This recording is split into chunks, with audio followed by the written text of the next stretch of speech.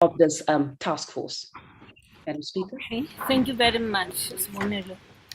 You know, the task team in the main was a resolution of the session, and where it was agreed that rather than us taking floor in an assembly and fighting over the issue of Russia and Ukraine, we should be talking about finding a permanent solution to the problem. A resolution was then taken that we should encourage the two countries to engage in a dialogue. In other words, help to narrow the gap between Russia and Ukraine.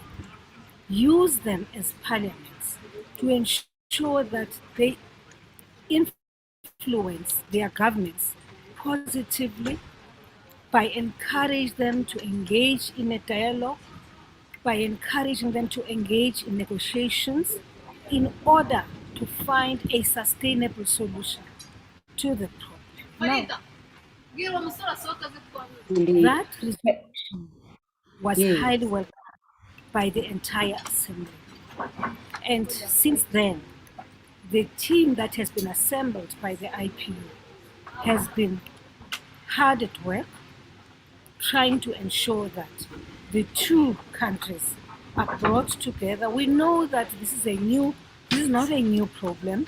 We know that this is a problem which has been there for years. However, still we are saying, for the sake of the women and children of that country, for the sake of the civilians, in fact, for the sake of even the ordinary soldiers on the ground, you need peace. You need to ensure that you find a solution to the problem rather than to resort to armed conflict. Indeed. Madam Speaker, you talk about, you reflect on one of the key objectives of the task force, which was its intention to ensure that we achieve a complete ceasefire and, of course, to implement measures to achieve the long-term cessation of hostilities between the two countries. Now, given the current context, what kind of mechanisms has the task force utilized in order to make sure that we move closer to finding long-term solutions? Well, we have been engaging with both countries, both Ukraine and Russia. Not only that, we've also engaged a country which is right in the middle between Ukraine and Russia, that is namely Poland. We have also decided that we will engage all the many other entities which have to do with the conflict which is there, who are also interested in ensuring that the cessation of hostilities and that these two countries engage in a meaningful dialogue. Now, we've been to Ukraine, as you would know. We've also been to Russia to do an on-site visit so that we can understand, not from what we are reading, not from what we are being told by those who attend the IPU, but to go there and engage in a meaningful way, just to understand what the issues are and even the extent of the damage, if there's any damage at all in those countries, which has been caused by this conflict. And it has gone very well. It was a strenuous trip, obviously, to be traveling on a train in a war zone for 15 hours times 30 hours. However, because of our commitment to finding a solution to the problem of the two countries, because of our commitment to the decisions which were taken by the Assembly, we nonetheless decided to do this trip. We've come back, we've continued to engage beyond that. We are now back, we are here. And here, we will once more tomorrow, we'll be engaging with both countries. They are both here. And one achievement I should already state to you is that we encouraged both of them to attend the IPU Assembly. You will recall that last time in Bali, they did not attend, none of them attended. However, Ukraine decided to address us from a virtual platform. Russia did not come at all. At this time, we were able to convince them to attend the assembly so that as people engage on this issue, right? They at least have the benefit of information from the two countries. Wonderful. Now, when we reflect, Madam Speaker, on the fact that this hostilities between the two countries has had actually quite a severe impact on the civilians, particularly women and children. What is the view around ensuring that vulnerable women and children who are still finding themselves in the Ukraine receive the necessary humanitarian support and all other forms of assistance for those who are caught in the crossfire of the hostilities? You know, Sbonello, one of the things we decided we will not do, it is for the IPU to take it upon itself to deal with issues of humanitarian support. You have quite a number of non-governmental organizations. You have United Nations organizations, entities, which can provide that kind of humanitarian support. Ours is to really get into the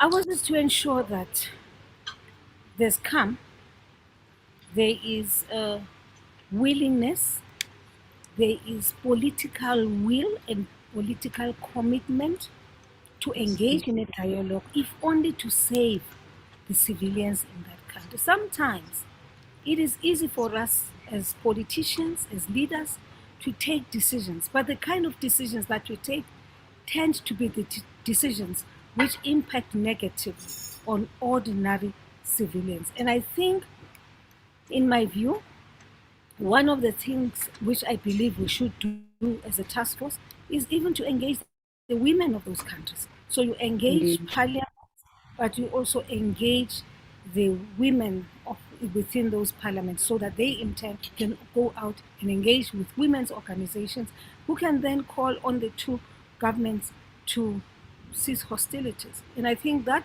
for us is what is of paramount. Now, even here, we are not interested in finding out who is right, who is wrong. But we are equally aware that this is a proxy war, if I may say. Absolutely. Proxy Absolutely. war. And really, it may have nothing to do with Ukraine and the people of Ukraine. It may have nothing to do with the people of Russia. But you may find that those who believe they are more powerful than everybody else, those who believe are ruling the world, they put the people of Ukraine in this particular situation. But I must say that I'm happy because when we were in Ukraine, we interacted with almost all structures of parliament of Ukraine. We interacted with the speaker of Ukraine. We also interacted with the committees of Ukraine. They, to a large extent, understand and appreciate some of the things which we were counseling them about. But you see, I find that sometimes when you are too emotional on a matter, because we found that people's emotions were very high, tension was at its highest level, and the tendency sometimes is for people not to listen or to talk past one another. So I believe that the first interaction we have had with them in their countries is a very important one, but we also believe that this interaction here is equally going to be of benefit to both countries. And of course, the next one will not necessarily be in their countries, it will be in a neutral venue, where hopefully we'll be able to now bring the two under the same roof. Indeed. Madam Speaker, when we reflect on the fact that especially the current situation where the two countries have not necessarily found each other as yet, it is clear that the objective of the task force of achieving that cessation of hostilities between the two countries is not something that will be achieved overnight. So within that context, what is the lifespan of the task force, seeing that this is actually, it is a huge task that has been placed before the task force to achieve? So what is the the lifespan of the task force in order to make sure that there's sufficient time to address these issues? To be determined by the Assembly itself, but I do want to say that there's something which we have achieved. It's not as though both countries are not willing to engage in a dialogue. The one country would like to engage in a dialogue, and the other one is refusing. The other one's focus right now is on rebuilding itself, post-conflict reconstruction and development, but you can't talk post-conflict reconstruction and development of your infrastructure before you have actually agreed to a cessation of hostilities, so that you engage in a dialogue that will pave the way to a reconstruction and development program. That's where we are. So in my view, I think there's something which we have achieved, and we are very happy about. And of course, maybe the actual cessation may take longer. People's tempers are very high. There are some developments which you have seen during this past week. Obviously, there's a bit of agitation, but ours is to also make the point that countries who are led by warmongers, people who are agitating for war, people who do not want to see a peaceful resolution of the problem of Ukraine and Russia, it should end. Because at the end of it, people are talking there and they are agitating for war to continue. They are not talking peaceful resolution of the conflict. But in fact, they don't have their boots on the ground there. They are not there to assist them in the fight. But what people are doing is to throw money, throw this, throw that. What is it going to help? And how is it going to benefit the people of Ukraine? What you need right now are people who are deeply committed to getting these two parties to the table. And for us, those of us from South Africa, myself, I think I'm guided first and foremost by our foreign policy objectives, and that is that of ensuring peaceful resolution of conflict so that there can be prosperity in those countries. Mm-hmm. Madam Speaker, you've given quite a comprehensive overview on the work that has been done by the task force. And I just want to wish you the best of luck. And obviously, as a country and as a parliament, we know that this is also important. South Africa's intervention also on the African continent in terms of peacekeeping and so forth. But as we conclude, I just want Madam Speaker to quickly talk to us about your participation in the debate that was dealing with gender-sensitive parliaments in the General Assembly. What are the key interventions or proposals that Parliament has put forth in terms of ensuring that our legislatures around the world become more gender sensitive, and that the rights of women MPs are also protected within the parliamentary space? Well, firstly, I think I should, Simone, one of the things which sort of took me aback is to discover that within the IPU itself, you still have countries that have 0% representation of women. You have countries which have 5% representation. So people talk gender parity. We come here and we talk and we sloganeer and we talk about the importance of ensuring that our parliaments do A, B, C, D, and E. But in fact, it is not happening. In fact, I think that maybe in view of the fact that when we engage here in a debate, we all speak as though there is commitment to the decision of the IPU. But actually there is no commitment. And maybe what is needed now is for the IPU itself to take a decision to have some penalties for countries who have 0 women in their parliaments. But also, we've been talking about the importance of empowering the girl child. Importance of empowering the girl child, because we know that if you empower the girl and the boy child, you are empowering the future, you are preparing them for the future, you are empowering them. And to ensure that some of the demons of patriarchy, which we see in our countries, do not reoccur. Now, the one of the issues raised here is the fact that, okay, I should say this, I should have started by saying this. We're fortunate that we are hosted here in a country that has 61.2% women representation in its parliament. It has done very well.